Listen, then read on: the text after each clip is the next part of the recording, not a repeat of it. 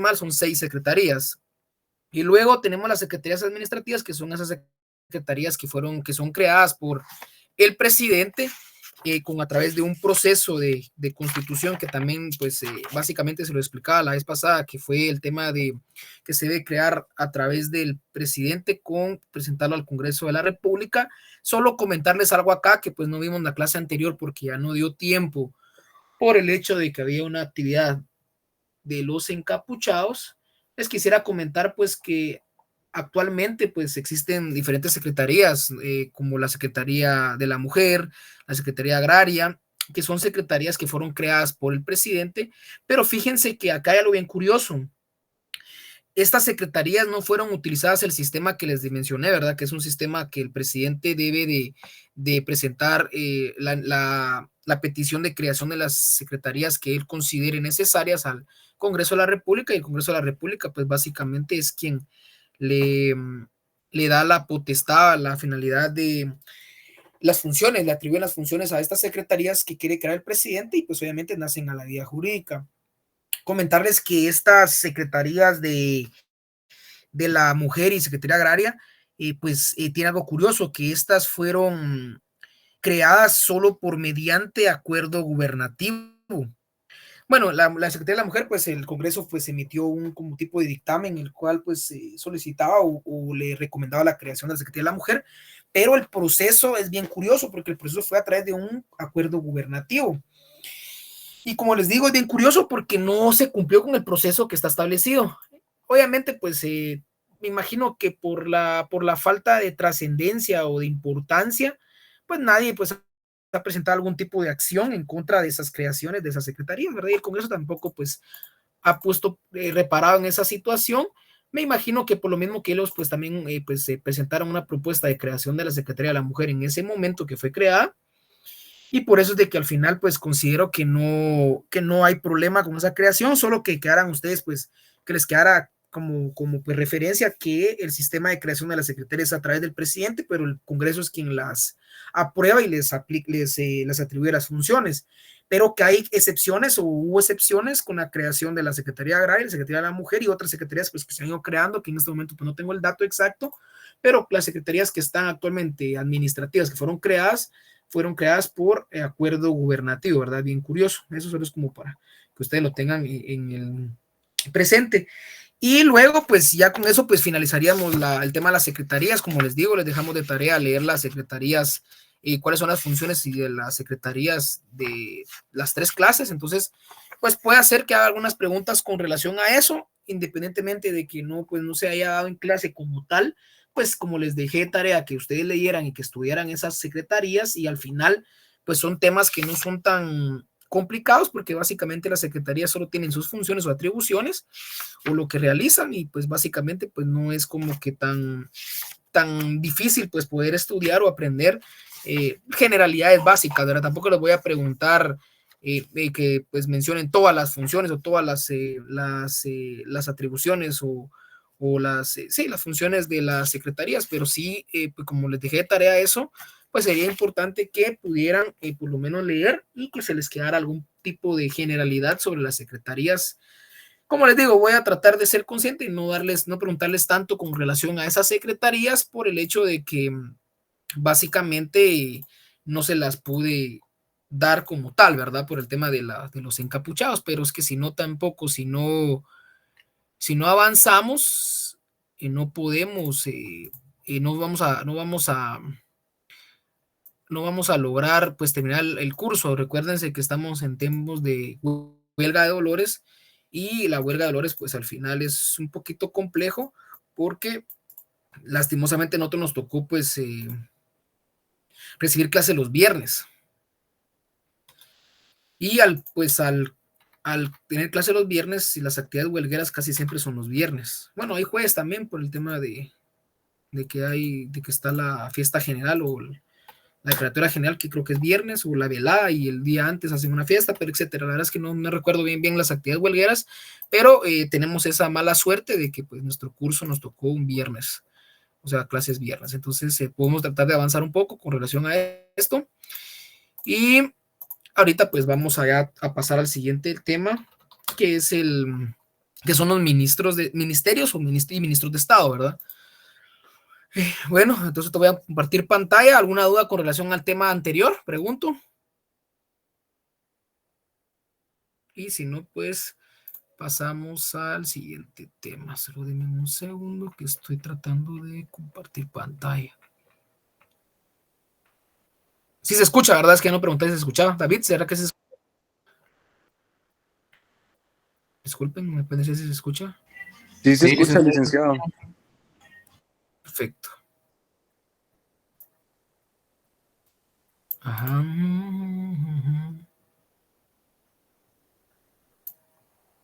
Perfecto, excelente. Tenemos un segundo que estoy compartiendo pantalla ahorita. Me dicen si se ve, todavía no se ve. Vamos a ver.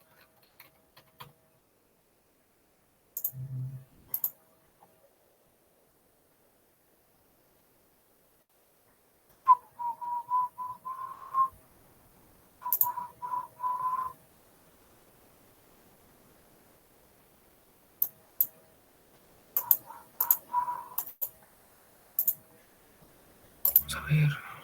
Aquí está mi presentación. Te voy a ver si se comparte.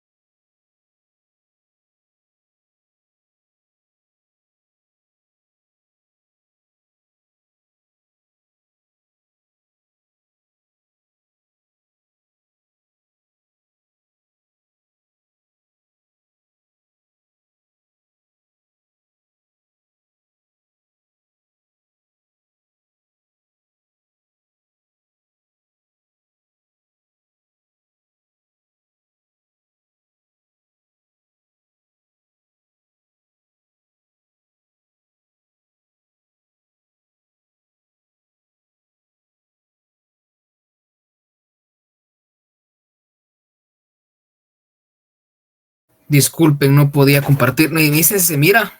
Por favor, si se mira. Sí, licenciado, se ve. Perfecto, excelente, muy bien. Bueno, entonces vamos a entrar en materia hoy. Vamos a ver lo que son los ministros de Estado y pues obviamente su regulación, sus funciones, atribuciones, características y todo lo relacionado con los ministros. Por favor, tener a la mano su constitución, su ley orgánica, su ley del órgano ejecutivo y atentos a la pantalla, por favor. Bueno, vamos a ver entonces lo que son los ministros de Estado. Y vamos a entender que los ministros de Estado, pues, son esas entidades. Solo no miro bien. Okay.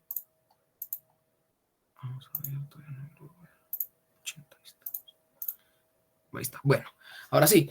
Entonces vamos a entender que pues, esos ministerios de Estado son las entidades gubernamentales o podemos llamarle también, son los órganos administrativos que tienen sección encargados o están encargadas de la administración de áreas específicas del Estado.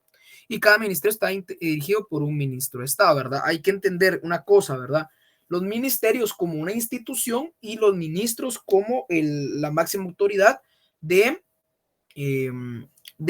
los ministerios, ¿verdad? Tenemos que tener clara esa diferencia porque a veces pues lo usamos como sinónimo, es cierto, es un sinónimo al final, pero tenemos que tener bien en cuenta que los ministerios de Estado es la institución y los ministros de Estado son los funcionarios o los altos funcionarios que dirigen los ministerios, ¿verdad? Bueno, para entender también la jerarquía de los ministerios de Estado son la tercera escala dentro del órgano ejecutivo, o sea que tenemos ¿a quién como primer escala dentro del órgano ejecutivo? Pregunto, creo que todos lo saben, ¿verdad? Es el presidente. ¿Quién es el segundo? Decíamos que era el segundo en la escala dentro del órgano ejecutivo porque las funciones dentro de él o de ella son organizar a los ministros. Pregunto, ¿quién es esa persona que está en la segunda escala del órgano ejecutivo? A ver, ¿quién me puede responder? ¿Quién es esa segunda escala? Pregunto. ¿Quién puede participar? ¿Quién es? A ver, participamos más en clase. A ver, ¿quién opina? ¿Quién es la escala? Sí, ¿quién levantó la mano? Erika, bueno, fue un mensaje. Bueno, el vicepresidente, exacto. Entonces, abajo del vicepresidente, ¿quién está? Van a estar los ministerios de Estado. Entonces, si les pongo a hacer una línea jerárquica o una línea de jerarquía, como lo hicimos ver en la primera o en la tercera, creo que según la tercera clase, tienen que saber cómo estructurar o cómo hacer una pirámide, por decirlo así, de el tema de el tema del organismo ejecutivo. Entonces, dentro de la tercera escala que vamos a tener a lo que son los ministerios de Estado, ¿verdad? O sea, estos ministerios son súper importantes, ¿verdad? Y tenemos que los ministerios pues tienen ciertas características. Primero, son ejecutivos. ¿Por qué son ejecutivos? Porque tienen deciden y ejecutan. A diferencia de que una secretaría les decía, si les pregunto en el examen, mencione dos diferencias una diferencia, porque pues para ser más fácil, entre un ministerio de Estado y una secretaría de la presidencia, ¿cuál es la diferencia? A ver, pregunto. Integremos la clase anterior y la retroalimentación. ¿Cuál es una diferencia dentro del Ministerio de Estado y una Secretaría de la Presidencia? A ver, si no, pues voy a preguntar. ¿Quién puede levantar la mano y quién me puede responder? Sus palabras, sin pena. ¿Algo? Que las secretarías son de apoyo y los ministerios de Estado ya son más de la parte administrativa. Exacto. ¿Por qué? Porque deciden, ejecutan, ¿verdad, Aldo? ¿Acaso un secretario de la presidencia puede decir, bueno, yo voy a ejecutar un proyecto, como se lo mencionaba? No, ¿verdad? Sino que los secretarios están solo para apoyar en temas internos al presidente. En cambio, los ministerios de Estado son organismos ejecutivos porque tienen competencia para poder decidir y para poder ejecutar políticas públicas, para poder ejecutar proyectos gubernamentales. Entonces, es una de las claras diferencias dentro de los ministerios de Estado con las secretarías de la presidencia. Entonces, si Aldo me responde eso en el examen, su respuesta va a estar correcta. Como les digo, a mí no me interesa que aprendan exactamente lo que define, lo que se define de una definición, sino que lo que entiendan cuáles son esas diferencias entre las funciones de los ministerios y de las secretarías o de los ministerios y de los ministros y los secretarios, ¿verdad? Entonces, ahí tenemos un claro ejemplo, ¿verdad? Los ministerios sí pueden decidir, o sea, tienen competencia para decidir y ejecutar. No dependen, sí dependen, porque vamos a ver ahorita la centralización, que sí dependen del presidente, pero hasta cierto punto tienen cierta independencia a la hora de decidir y ejecutar proyectos. Eso tenemos que entenderlo bien. Luego, que son unipersonales. ¿Por qué tienen esa característica de ser unipersonales? Porque son dirigidos por una sola persona. O lógicamente, pues tenemos la estructura del ministerio, ¿verdad? Que tenemos también a los viceministros, viceministerios, etcétera. Pero a lo que quiero que entiendan, o completamente entiendan, es que el máximo órgano dentro del Ministerio de Estado son son los ministros. ¿Por qué? Son están dirigidos por solo una persona. O sea, el ministerio está representado por una sola persona. Por eso es unipersonal. Son dirigidos por una sola persona, ¿verdad? Entonces, luego tenemos que son centralizados. ¿Por qué son centralizados? Porque pertenecen al organismo ejecutivo y porque obviamente dependen directamente de lo que el presidente. Y acuérdense que les mencionaba, una de las funciones de la vicepresidencia es organizar a los ministerios o a los ministros. Entonces, por lo tanto, también dependen o no tienen una dependencia total, pero sí dependen mucho de lo que el órgano vicepresidencial pues les pueda establecer, ¿verdad? Entonces, básicamente eso sería con relación a los ministerios de Estado como institución. Y aparte vamos a ver también brevemente pues qué son los ministros de Estado, que al final básicamente pues al final los ministros de Estado son los funcionarios de alto rango que desempeñan papel crucial en la administración del gobierno de Guatemala y son responsables de dirigir a los ministerios, ¿verdad? Y ejecutar las políticas públicas y asesorar al presidente de la toma de decisiones. Entonces ya dijimos, ¿verdad? Los ministerios son las instituciones, o sea, la institución, y los ministros de Estado son ese funcionario de alto rango que desempeña un papel crucial y que dirige al ministerio, ¿verdad? Creo que pues ahí estamos claros con eso, ¿verdad? ¿O alguna duda? Acuérdense que pues pueden preguntar y podemos pues ir viendo parte de eso, ¿verdad? Luego vamos a tener una regulación legal. Como todo tiene fundamento, de hecho pues el fundamentarse o el tener la parte argumentativa es muy importante por el tema de saber o tener conocimiento de en qué artículos o cuáles son los fundamentos legales de los ministerios. Entonces vamos a leer brevemente y vamos a irnos brevemente a la Constitución Política de la República de Guatemala, recordando obviamente que tenemos el principio de supremacía constitucional y el principio de jerarquía que establece que la Constitución está pues arriba o está en la primera cúspide dentro de la regulación pues obviamente legal de nuestro país, ¿verdad? Entonces vamos a irnos a la Constitución, al artículo 193, y ahí en el artículo 193 vamos a tener pues y en la sección tercera vamos a tener a lo que son los ministerios, y vamos a encontrar a partir del 193 todo lo relacionado al 199 lo relacionado a los ministerios de Estado, ¿verdad? Y pues dentro de la ley orgánica, bueno, la ley del organismo ejecutivo, perdón, la ley del organismo ejecutivo, que tiene pues obviamente un carácter de norma ordinaria, pues tenemos el tema de que también tenemos algunos fundamentos legales de los ministerios de Estado. Acá como tal no tenemos una definición de qué son ministros. De hecho, no tenemos de una definición de qué son ministros, ¿va? Porque básicamente no hay una definición como tal de los ministerios o ministros, pero sí tenemos básicamente cuáles son las funciones, atribuciones o cuáles son esos ministerios o ministros de Estado, ¿verdad? Entonces acá tenemos la regulación legal. Entonces tengan bien tomado en cuenta que a la hora de fundamentarse, a la hora de, por ejemplo, yo estoy pensando ahorita pues si ponerles un examen ya con fundamento legal, y sí, pero no me gustaría enseñarles o por lo menos que practiquen un poco cómo fundamentarse, ¿verdad? O sea, tienen que aprender a definir conforme técnicamente. Les pongo un ejemplo, les pregunto cuáles son las funciones que tienen los ministros de Estado, fundamente su respuesta, ¿verdad? Entonces ustedes tienen varias opciones para poder responder esta pregunta en el examen. Una de las respuestas puede ser que coloquen la definición y luego ponen abajo fundamento legal y pues establecen los artículos, ¿verdad? Esa es una forma un poquito, no tan técnica, pero también es aceptable, ¿verdad? ¿Por qué? Porque al final ustedes ponen la definición, o sea, ponen las funciones y luego ponen pues fundamentado en los artículos tales y tales, ¿verdad? Otra de las opciones es poner de conformidad con los artículos tal y tal o con el artículo tal y tal y tal, las funciones de los ministros son tales y tales, ¿verdad? Por ejemplo. Entonces ahí si se dan cuenta, primero comenzamos con de conformidad con el artículo de la ley tal y tal y tal, que establece las funciones del organismo de los ministerios de Estado, por ejemplo. Entonces, si se dan cuenta, ustedes pueden utilizar también esa redacción para poder fundamentarse, ¿va? O pueden usar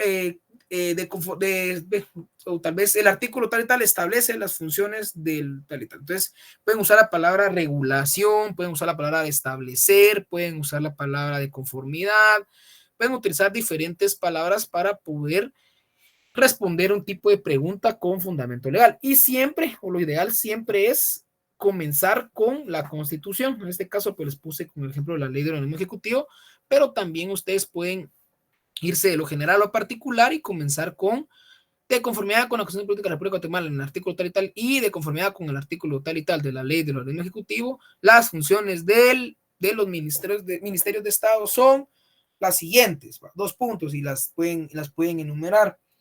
Eso se los digo ahorita porque se lo estoy diciendo, porque puede ser que el examen, el segundo parcial, sí venga con fundamento legal y no les voy a tratar de ser un poquito más estricto a la hora de calificar y de que respondan de una forma técnica.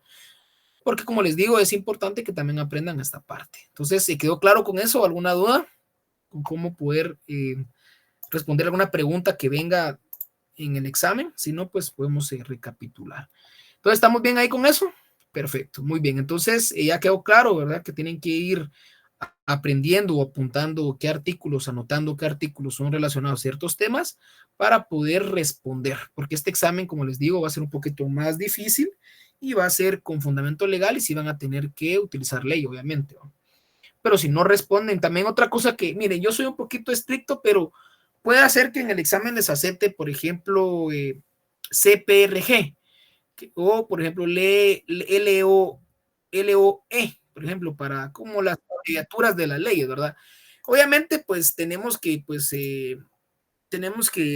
nuestra legislación también se basa, según la ley del organismo judicial, dentro de, pues obviamente, del idioma español, y pues eso tiene sus reglas, y obviamente, pues ortográficas, caligráficas, todas las tengo de fundamento. ¿Sí, Carol? Licenciado, perdón, y a la hora de realizar el examen así, ¿nos permitiría utilizar nuestros códigos y leyes? Así es, así sí, exacto. Por eso les decía que aprendan porque como van a tener la Constitución y las leyes, o sea, tienen que saber responder. Y les mencionaba que pues a mí no me gusta que hagan abreviaturas. ¿Por qué abreviaturas? Porque la verdad es que pues se mira un poquito no técnico. Voy a valorarlo y les voy a indicar pues el día del examen si pueden utilizar abreviaturas o no, porque lo correcto es colocar el nombre completo o el nombre completo de la ley o en este caso de la Constitución. Entonces, para que no van a poner así como CP, como ponen muchos, o ponen CPRG o ponen LOE, ¿verdad? O sea, si le doy poco tiempo en el examen, tal vez probablemente, pues tal vez los deje hacer abreviaturas, pero si no, traten siempre de utilizar las palabras, el tema de los nombres completos, no utilizar abreviaturas. Eso era un poquito más, me dio un poquito del tema, pero quería que aprovechando a la regulación legal de los ministros de Estado, ustedes sepan, los ministros de Estado sepan esa parte, ¿verdad? ¿Por qué? Porque vamos a utilizar mucho lo que es los fundamentos legales. Entonces ya vimos que dentro de la Constitución y de la ley del organismo ejecutivo tenemos la regulación legal de los ministerios de Estado, ¿verdad? Luego tenemos obviamente pues lo que vimos anteriormente dentro de los requisitos y dentro de las prohibiciones y usamos la misma analogía que utilizamos o la misma interpretación que utilizamos en los requisitos para los secretarios de la presidencia y los mismos términos o definiciones de los que utilizamos para presidente y vicepresidente.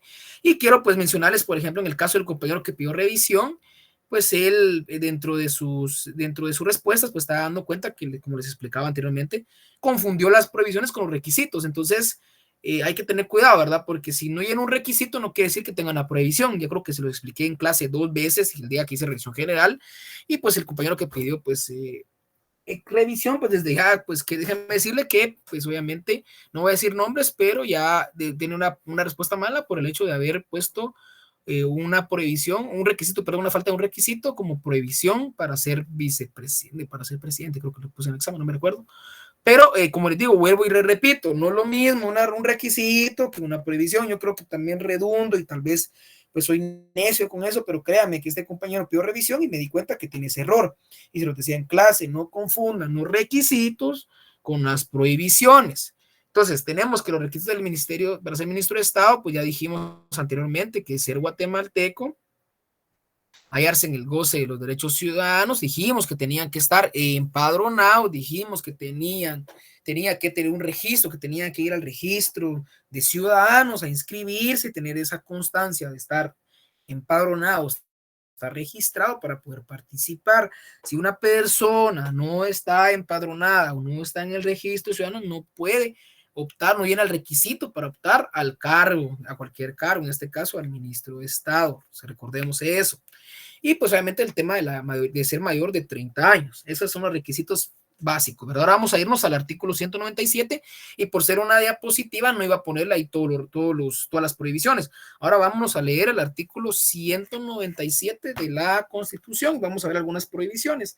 Como les digo, les queda de tarea leer todas las prohibiciones, pero para que sepan una o dos prohibiciones que van a venir en el examen definitivamente, no me van a poner en las prohibiciones no ser guatemalteco, por ejemplo. O sea, si me ponen, disculpen, es que lo que pasa es que lo repetí dos veces, ¿verdad? Si yo les pongo en el examen, mencione dos previsiones para ser ministro de Estado, me van a poner no ser guatemalteco, ¿verdad? Porque obviamente, pues, eso de no ser guatemalteco como tal, obviamente, pues, no es una prohibición, simple y sencillamente es que no llena un requisito, no está prohibido, o sea, no ser guatemalteco, o sea, obviamente si usamos analogía o la interpretación, tal vez pues sí es una prohibición, pues en el fondo, pero no tenemos que confundir por temas de examen, los requisitos con las prohibiciones. Entonces, no me van a poner que una prohibición es no ser guatemalteco o no tener 30 años o no hallarse o no empadronarse. O sea, eso no son prohibiciones, son falta de requisitos. Lo vuelvo a repetir, lo hago claro. Bueno, ahora vamos con las prohibiciones. Hay algunas prohibiciones muy, muy importantes, pero dentro de las prohibiciones es el famoso comparasmo, creo que es, bueno, no sé si es comparasmo, pero es el tema de no creo que lo comparamos, no, porque eso es ser amigos, ¿verdad? Pero es el tema de los parientes con el presidente y vicepresidente, ¿verdad? Y aquí les vuelvo y repito, traten de aprender o integrarlo con el derecho civil, con el tema del parentesco. Recuérdense que hay el tema del parentesco entre las personas, ¿verdad? El tema del grado, el tema de la consanguinidad, el tema de afinidad. Eso es muy importante porque eso tal vez no se lo vamos a preguntar nosotros a nivel licenciatura, pero se lo van a preguntar a nivel de examen técnico profesional o a nivel de maestría. Entonces, tengan cuidado, repasen un poquito el tema del parentesco, pero al final, pues, tenemos que es importante ser presidente y vicepresidente de la República, ¿verdad?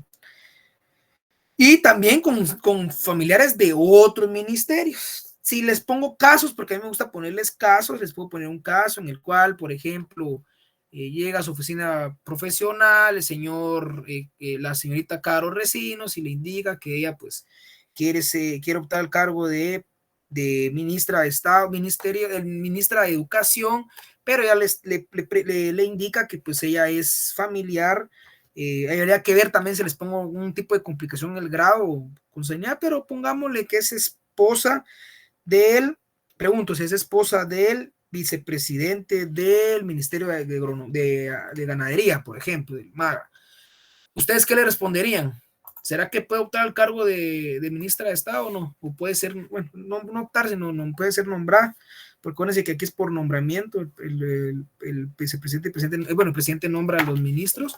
Pregunto, ¿podría o no podría optar al cargo siendo esposa, teniendo un parentesco de esposa? ¿Será que el matrimonio genera parentesco, sí o no? Pregunta de civil.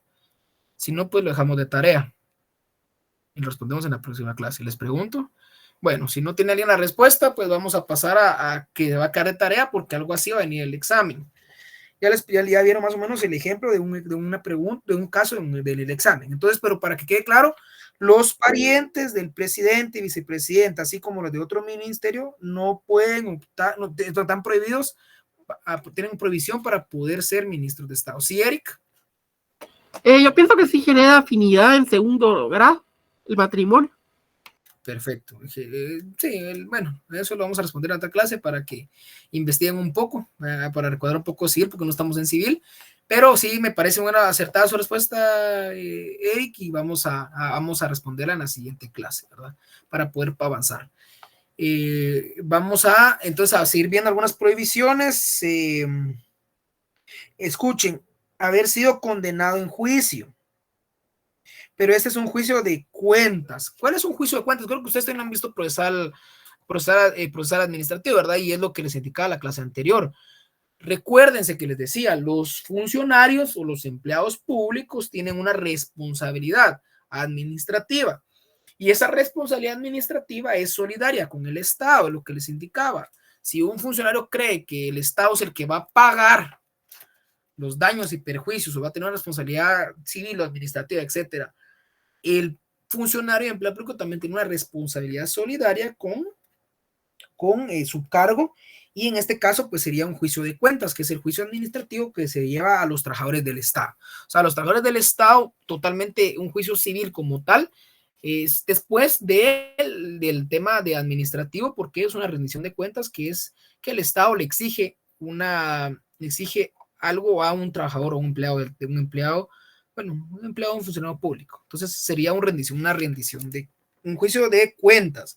Entonces aquí hay que tener cuidado, es un juicio de cuentas. Si les pregunto en el examen una persona que ha sido condenada por temas de civiles, por ejemplo, que hay que ver también, ahorita vamos a ver si hay algo con el tema de civil, ¿será que ahí entraría o no? ¿Será que rendición de cuentas es civil o no? Es otra pregunta para la siguiente clase.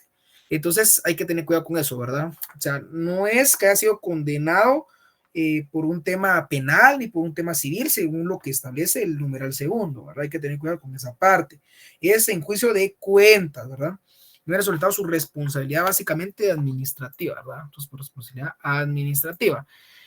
Eso también se les va a ir aclarando en el procesal administrativo. Tal vez eso no lo voy a preguntar en el examen, yo soy sincero, no lo voy a preguntar en el examen, pero pues porque esas dudas la van a terminar de aclarar ya cuando estén en procesal administrativo, ya sea, creo que solo llevan 1 o 2, ni me recuerdo, pero cuando haya procesal administrativo. Entonces, pero lo que tienen que tener claro es que condenados con juicio de cuentas no pueden ser ministros de Estado.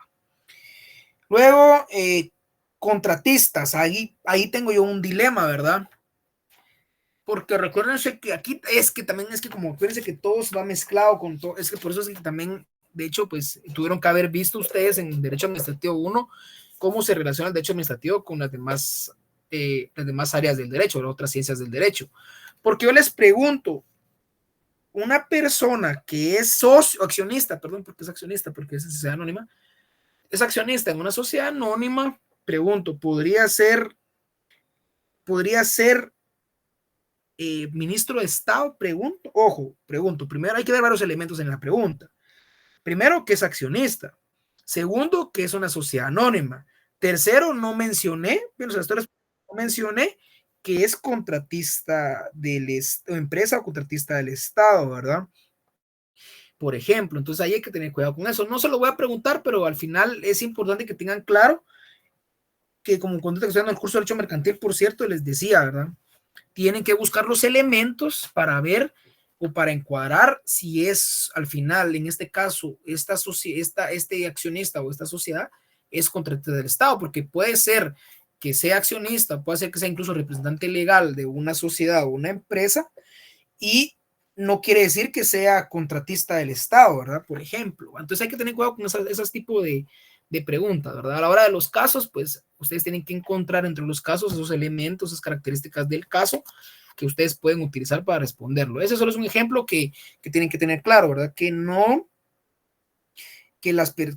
los contratistas o las empresas o representantes de las empresas, dueños de empresas que estén contratados por el Estado para realizar cierta función o prestar cierto servicio al Estado, y eso lo vamos a ver más adelante. Espero que nos dé chance de ver toda la ley de contrataciones del Estado, bueno, pero ver las leyes generales de la ley de contrataciones del Estado para ver ese tipo de contrataciones y de funciones. Por ejemplo, también el compañero que pidió revisión, me recuerdo que también respondió mal, por ejemplo, si no estoy mal, con la delegación de las competencias. Recuérdense que el Estado puede delegar la competencia, de sus competencias, ciertas funciones. ¿Y qué funciones dije que se pueden delegar? A ver, ¿quién se recuerda?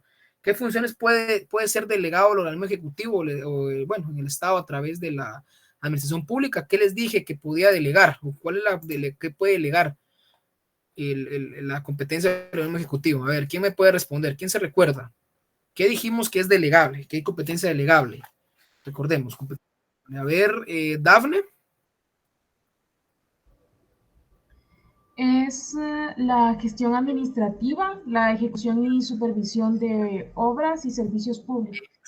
Ahí está, ¿verdad, Dafne? Entonces acá podemos entender que el Estado tiene competencia, recordemos, competencia, pero que también, bueno, el organismo ejecutivo tiene ciertas competencias, esa competencia tiene competencia delegable, y dentro de esa competencia delegable, como lo decía Dafne acá, que nos respondió muy acertadamente, puede delegar o puede competencia para que otras personas, en este caso personas mercantiles o empresas mercantiles, para que realicen cierta prestación de servicios, ciertas funciones, ¿verdad? O servicios o proyectos, ¿verdad? Obviamente, pues vamos a verlo más detenidamente cuando lleguemos a la ley de contratación del Estado, pero me parece que tengan claro esa parte, ¿verdad? Bueno, entonces ahí dentro de esas prohibiciones y al final, pues, les queda pues obviamente de tarea leer las otras prohibiciones, como les digo, voy a preguntarle 2 a 3, no les voy a preguntar todas, pero apréndanse 2 o 3 que se lo estoy diciendo desde ahorita que van a venir en el examen, ¿verdad? Si no, no vamos a avanzar, que ya me quedan 20 minutos. Entonces, luego tenemos las funciones aquí se les puse todas porque pues para que más fácil, ¿verdad? No estar buscando ahí en la ley, ¿no? Acá les puse pues las funciones que tienen los ministros de Estado, ¿verdad? O sea, ya vimos básicamente sabemos que pues son encargados de ciertas funciones, pero no hemos visto las funciones como tal de los ministros de Estado. Obviamente cada ministerio va a tener de los 14 ministerios que tenemos actualmente, cada ministerio va a tener dentro de su competencia ciertas funciones, o sea, eso tiene que quedar claro, pero los ministerios van a tener funciones, de hecho también tienen competencias generales y específicas, lo vamos a ver ahorita más adelante, pero dentro de sus funciones como generales podemos llamarle, pero es que no podemos llamarle funciones generales porque aparte tienen competencias generales, pero llamémosles en las funciones que todos los ministerios deben de cumplir, independientemente de qué tipo de ministerio sea, si es de ganadería, de cultura, de economía, de educación, de energía y minas, finanzas, gobernación, defensa, relaciones, salud pública, todos los ministerios van a tener que cumplir ciertas funciones, ¿verdad? Y estas funciones están en el artículo 194 de la Constitución Política de la República. Igualmente, les queda tarea y profundizar un poco por el tema de tiempo, porque obviamente pues, no nos da tiempo de ver todas las funciones.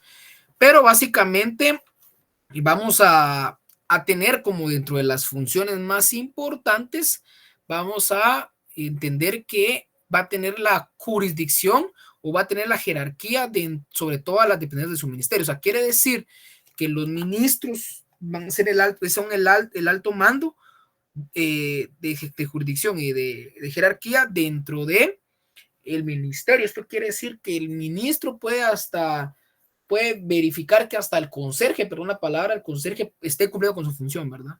¿Por qué? Porque también dentro de los órganos administrativos de los ministerios, precisamente, pues también hay diferentes estructuras. De hecho, esa estructura la vamos a ver en la próxima clase, creo que me va a dar tiempo hoy, pero voy a tratar de avanzar en la siguiente clase lo más que se pueda. La otra clase, pues que es viernes, si no estoy mal, voy a tener que impartir la cátedra en la U porque tengo también clase de maestría. Bueno, dependiendo de cómo sigan las actividades ahorita con el tema de los paros, pero voy a tratar de comenzar temprano, se los digo desde ahorita. El viernes voy a llegar a la universidad a dar clase porque tengo que recibir clase allá, entonces me voy a llevar mi computadora, mis leyes y voy a dar clase allá en la universidad y voy a tratar de empezar temprano para poder avanzar. Entonces, vamos a tener que entonces que las funciones de los ministerios es ser la máxima o ejercer la jurisdicción sobre las dependencias de su ministerio. O sea, toda la estructura que vamos a ver de los ministerios, que vamos a verlo en la otra clase, el ministro va a ejercer esa jurisdicción sobre todas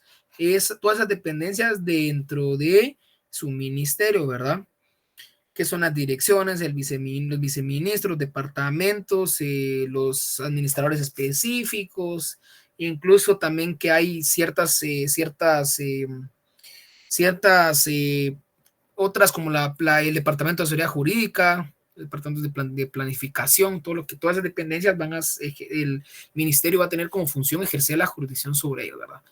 También tienen la función de nombrar y remover a los funcionarios empleados de su ramo, o sea, de su ministerio, no de otros, cuando le corresponde hacerlo como la ley. También hay que tener claro acá, ¿verdad? La estabilidad laboral hay que tener mucho cuidado, y eso también lo vamos, no sé si eso lo miran aquí, lo vieron el semestre pasado, que lo miran en derecho laboral, no sé cómo está la integración del curso, de obviamente pues saber los diferentes contrataciones de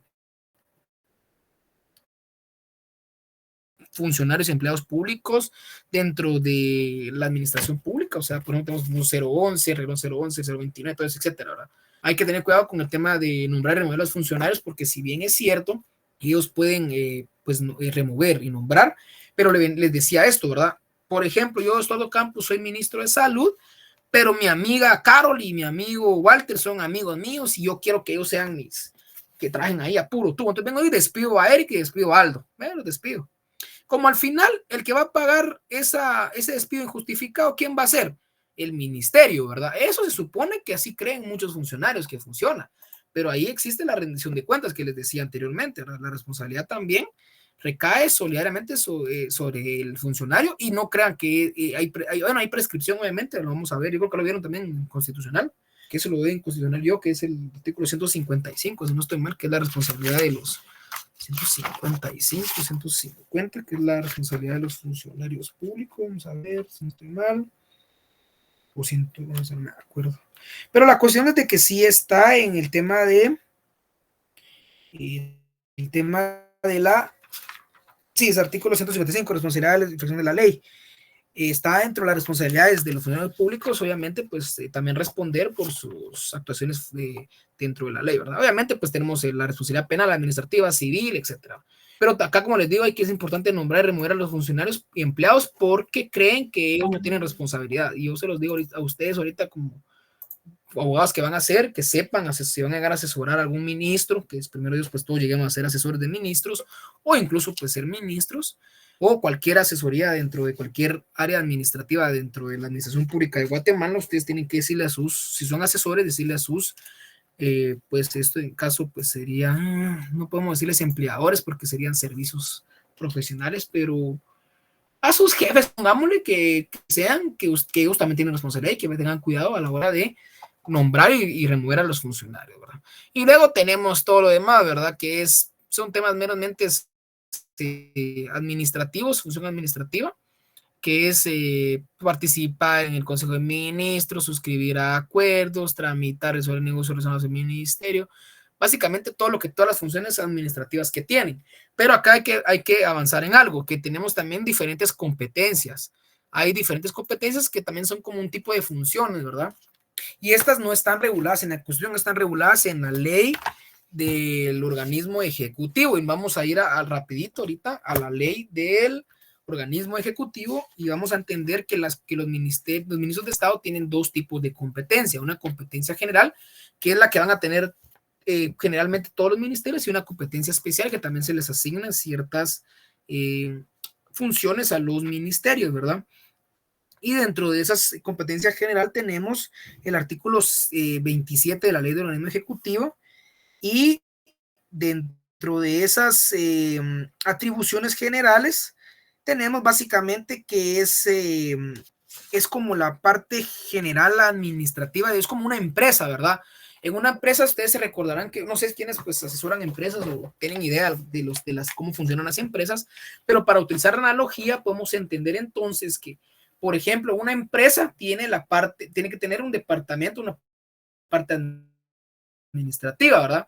Que es la encargada, por ejemplo, de la compra y venta, la parte donde viene recursos humanos, toda la parte jurídica, o sea, toda esa parte administrativa de una empresa, ¿verdad? Pero también tenemos la parte operativa. Pongo un ejemplo, un restaurante de pizzas, la parte administrativa es toda esa línea jerárquica de los diferentes miembros de la empresa que va a llevar a cabo diferentes funciones, ¿verdad?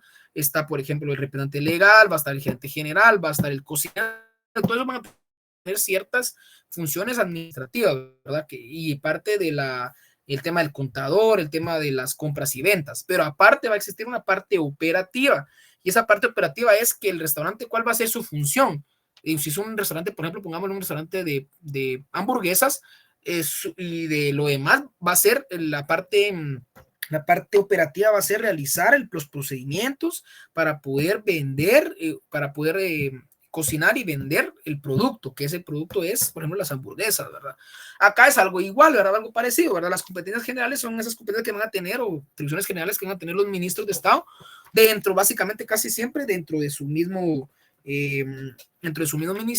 ministerio, y obviamente también con el Consejo de Ministros y con el presidente, que es su jefe inmediato, ¿verdad? Eso básicamente sería básicamente como las funciones generales de todo internamente, y luego van a tener funciones administrativas o competencia especial, que ya va a ser esa relación que van a tener o que van a tener con cada entidad o cada dependencia interna, ¿verdad? Como les decía, para poder obtener ese objetivo, que es una prestación de un servicio público. Recordamos que ¿por qué hay diferentes ministerios? Porque hay Ministerio de Salud. ¿Por qué? Porque ¿cuál va a ser el objeto o la función del Ministerio de Salud? Va a ser proveer de servicios básicos, servicios públicos, servicios de salud a la población, y ver todo lo relacionado con regulación de entidades públicas, privadas, que presten educación, por ejemplo. Creo que sí, de salud, perdón, estaba hablando de salud. Entonces, hay que tener cuidado con toda esa parte también, ¿verdad? Entonces, esas serían básicamente las dos competencias. También igual les queda de tarea leer un poco sobre todas las competencias que tienen, o sea, todas las funciones y atribuciones que tienen, que más que todo, como les digo, son meramente internas, ¿verdad? O sea, las funciones generales que vimos son como esas funciones que tienen que hacer cumplir los ministerios, y la competencia general y la competencia especial es meramente interna de lo que tienen que hacer dentro de su ministerio, ¿verdad? Luego tenemos también aquí faltó también la 28 y 29, porque también tenemos las funciones sustantivas, que ya es básicamente qué es lo que tienen que desarrollar, como les decía, la parte de cada ministerio, ¿verdad? Por ejemplo, el ministerio, lo que les decía, el Ministerio de Agricultura va a tener a su cargo la ganadería, la agricultura, etcétera. Esas son las competencias específicas o especiales o sustantivas de los ministerios, ¿verdad? Aquí me faltó que era artículo 28 y 29, ¿verdad? Aquí y más que todo el 29 es las funciones, competencia especial, que es la especialidad, que es lo que va a realizar cada ministerio ya dentro de su área, ¿verdad? Por ejemplo, les decía cuando estudiamos las competencias, un ministerio de ganadería y agricultura no va a estar viendo nada relacionado con educación. ¿Por qué? Porque sus funciones sustantivas o especiales son todo lo relacionado a ¿qué? A la ganadería, agricultura y alimentación. No va a tener nada que ver con el tema de educación. ¿Estamos claros con eso? Entonces la competencia general va a ser toda esa competencia interna que va a tener el ministerio, y la competencia especial van a ser esas relaciones con las dependencias y con las funciones dentro de su competencia, que sería dependiendo de cada ministerio, ¿verdad? El Ministerio de Salud va a tener su propia competencia para ver temas de salud, el de educación, el de trabajo, y todas esas funciones especiales. ¿Estamos bien ahí? ¿Alguna duda? Pregunto. ¿Todo bien? Y ya que vamos a terminar creo que nos estamos un poquito atrasados, pero vamos a tratar de avanzar en esos 5 minutos. Bueno, 7 minutos. Bueno, entonces tenemos que, luego en la otra clase vamos a ver la estructura y vamos a ver el tema temas de estructura de los ministerios, y vamos a ver el tema de las dependencias que van a haber, y vamos a ver también algunos ministerios, pero eso va a ser en la otra clase, ¿verdad? Para terminar con ese tema. Ahora vamos a ver el tema de la interpelación de ministros. A ver, esta es una figura muy importante. A ver, preguntan, vamos a pasar un poquito más a rapidito, a ver participación de ustedes. ¿Qué es una interpelación de ministros? A ver, pregunto. ¿Qué creen ustedes que es una interpelación de ministros? A ver, eso es puro derecho también constitucional y derecho administrativo. Si no estoy mal, bueno. Sí. A ver, pregunto, ¿qué es una interpelación para ustedes? O sea, según ustedes, cuando vieron derecho constitucional, vimos los famosos controles, ¿qué? Interórganos y intraórganos, ¿o no? ¿Ustedes lo vieron, no? Entonces, ¿qué es una interpelación entonces? ¿Es un control o no es un control de interpelación? Pregunto. ¿Puedo llamarle un control? ¿Un tipo de control? ¿Un mecanismo de control? ¿Sí o no? Bueno, como vieron que pues muchos pues tal vez no se recordarán de qué es una interpelación, y para avanzar vamos a tener entonces que la interpelación es un mecanismo de control político. Le llamo yo político. ¿Por qué le llamo político? Porque básicamente se ha vuelto ahora muy polémico incluso, ¿verdad? Entonces vamos a entender que la interpretación de un ministro es un mecanismo de control político ejercido por el Congreso de la República de Guatemala. ¿Quién lo ejerce? La interpretación que la ejerce la puede ejercer el presidente, les preguntaba yo cuando da derecho constitucional. ¿Será que una interpretación la puede realizar un presidente o un vicepresidente? ¿Será que el organismo judicial puede realizar una interpelación? Pregunto. Yo creo que ya saben la respuesta, pues si quedan, otorgan. ¿Sí, Hilary? ¿Solo lo podría otorgar el Congreso? Exacto. ¿Por qué solo el Congreso? Porque existen otros mecanismos. Por ejemplo, el judicial tiene básicamente, o el judicialmente lo vimos anteriormente, la clase anterior, el antejuicio, ¿verdad? Al final es un mecanismo de control, también es una forma de un medio jurídico de control, ¿verdad? Entonces, el judicial va a conocer, por ejemplo, el tema de antejuicio. Entonces, el que va a conocer la interpelación del ministro es el Congreso de la República, ¿verdad? Y esto es para verificar el desempeño de un ministro o un ministerio, ¿verdad? O sea, que los diputados tienen la facultad para poder citar o interpelar a un ministro para hacerle diferentes preguntas. Por ejemplo, aquí tenemos ciertas finalidades de la interpelación, y es fiscalizar la actuación del organismo ejecutivo o obviamente del ministro, ¿verdad? En este caso, ¿verdad? Luego, exigir responsabilidad política a los ministros. Hay que exigirle una responsabilidad política. Se recordarán que existe la responsabilidad, existe la función administrativa y la función política, ¿verdad? Todos los funcionarios y empleados públicos tienen una cierta función política. ¿Y qué les decía que era una función política? Es una función más moral, ¿verdad? ¿O no? O sea, ¿por qué es más moral la responsabilidad política? Porque es más apegado a que los ministros van a tener su propia facultad para poder desarrollar políticas públicas.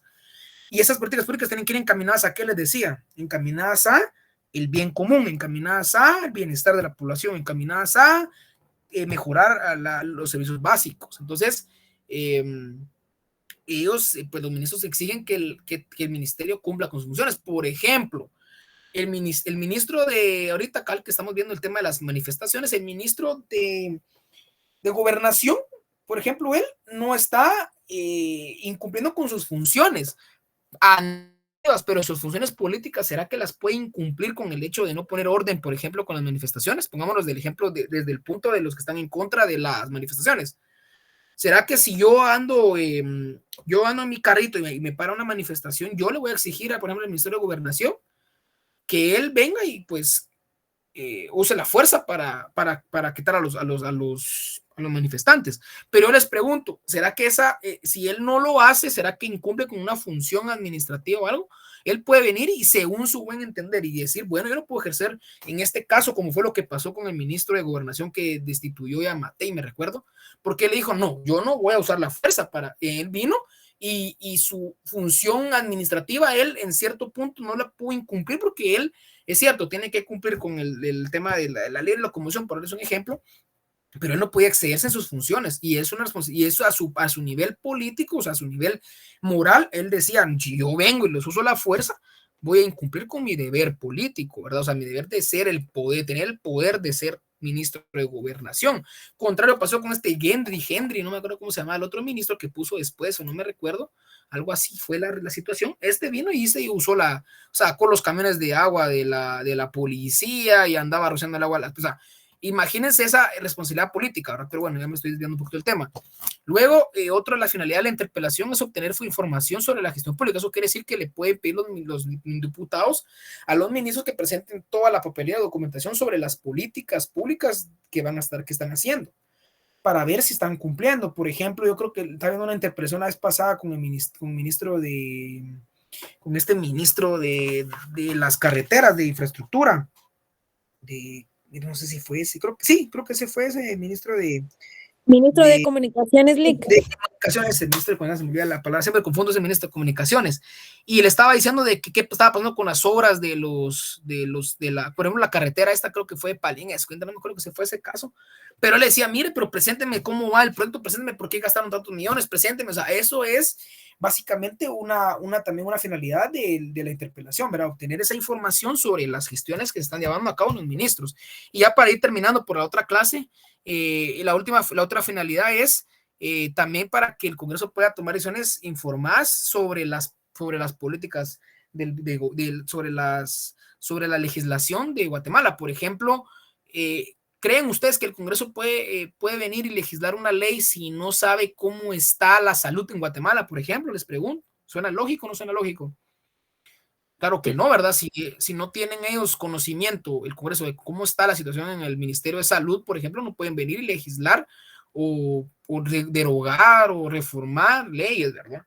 Entonces, también dentro de la finalidad de esa está la interpelación, ¿verdad? Y luego, pues, tenemos el artículo 199 que regula la comparecencia obligatoria y también tenemos el artículo 166 que lo menciono en el siguiente, que es el proceso de interpelación, que lo vamos a ver en la otra clase. Disculpen que me atrasé hoy y voy a tratar de reforzar un poquito el tema de la otra semana. Entonces, estamos bien ahí con la clase de hoy. Y para cumplir con el horario, pues básicamente pues está finalizada la clase de hoy.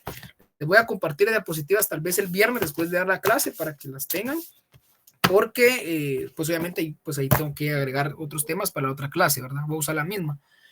Entonces, ¿estamos bien ahí? ¿Alguna duda? Si no, pues tal vez finalizar la clase para que puedan ir a la otra clase. Entonces, ¿estamos bien ahí? Pregunto. ¿Todo bien? Sí, licenciado. Perfecto. Entonces, feliz tarde, estimados